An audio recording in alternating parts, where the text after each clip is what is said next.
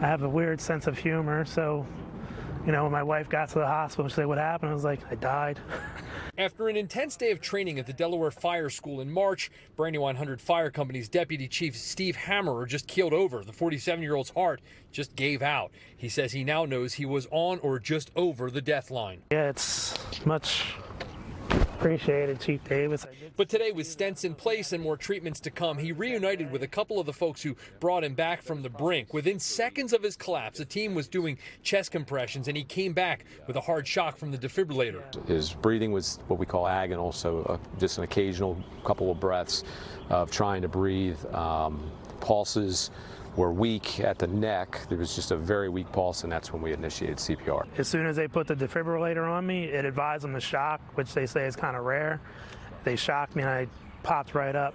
So if you're going to have a heart attack hanging around with a bunch of firefighters and EMTs, that's probably the place you'd want it to happen, second only maybe to an emergency room. But the story really does highlight the need for all companies, organizations, nonprofits, schools, you name it, to have a defibrillator on site and have some folks that are trained in CPR. That's a really crap call to get.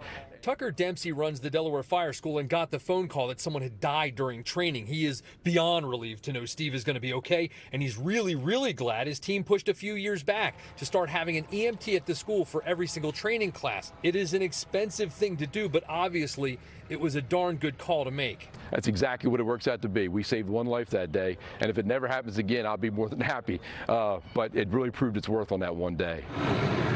Steve won't be back on a Brandywine 100 fire truck anytime real soon, but he is now on the road to recovery.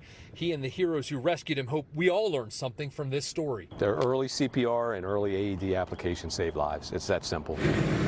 Tim Furlong, NBC 10 News.